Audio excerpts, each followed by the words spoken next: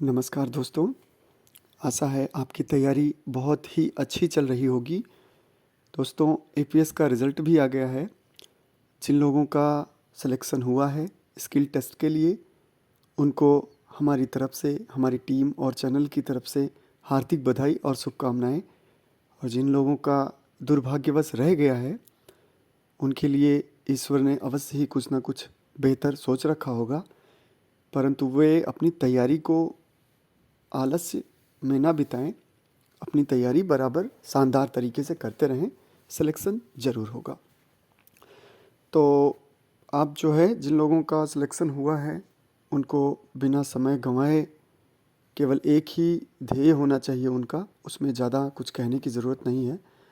तो डिक्टेशन शुरू करते हैं। अपठित निबंध गद्यांश है ये। गति 80 शब्द प्रति मिनट। Ready, start.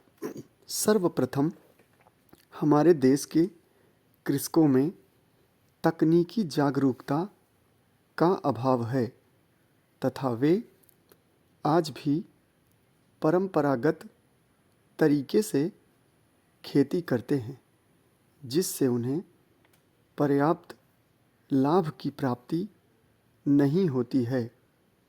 इसके अतिरिक्त वे कीटनाशकों और उर्वरकों का अतिशय प्रयोग भी करते हैं, जिससे आर्थिक लागत बढ़ने के साथ साथ पर्यावरण को भी अत्यंत नुकसान होता है।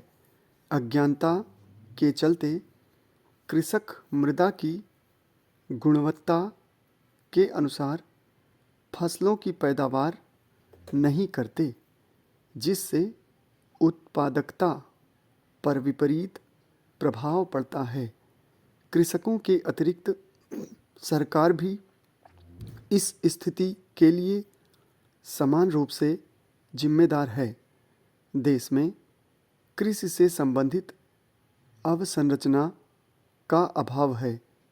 परिवहन के साधनों में कमी के चलते किसान अपने खेतों से मंडी तक समय पर उत्पाद नहीं पहुंचा पाते, जिससे उन्हें उचित कीमत नहीं प्राप्त होती है। इसके अतिरिक्त जब फसल की बम्पर पैदावार होती है तो उस स्थिति में मूल्य इतना गिर जाता है कि किसान की फसल की लागत तक नहीं मिल पाती। बेचारा कृषक अधिक पैदावार पर रोए या हंसे, उसे समझ नहीं आता। कैसी विडंबना है ये। कृषि आज लगातार घाटे का सौदा बन रही है, इसलिए युवा वर्ग भी कृषि कार्यों के प्रति उदासीन हो गए हैं। देश की लगभग आधी आबादी अपनी आजीविका के लिए कृषि पर निर्भर है।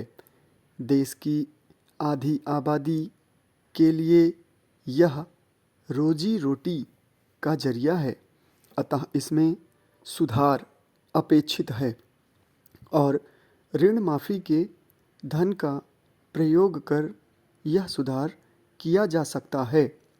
कृषि क्षेत्र में असीम संभावनाएं छुपी हुई हैं। इसके लिए सरकार के सहयोग की आवश्यकता है।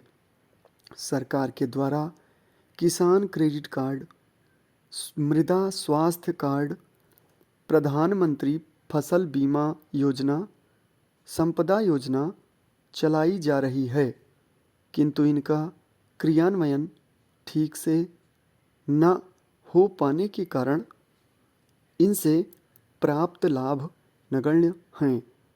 ऋण माफ़ी के दुष्चक्र से किसानों को बाहर निकालने हेतु अनुबंध कृषि को बढ़ावा दिया जा सकता है, जिसमें कृषकों की आय निश्चित हो जाएगी। इसके अतिरिक्त खाद्य प्रसंस्करण द्वारा हम बम्पर पैदावार वाली फसलों का समुचित दोहन कर पाएंगे। किसानों को नई तकनीकों हेतु प्रशिक्षित करने के लिए इस ऋण माफ़ी के रुपए का प्रयोग किया जा सकता है। वर्ष 2024 तक कृषकों की आमदनी को दोगुनी करने के लक्ष्य की प्राप्ति हेतु छोटे व सीमांत किसानों को अन्य वैकल्पिक रोजगार भी उपलब्ध कराने की आवश्यकता है।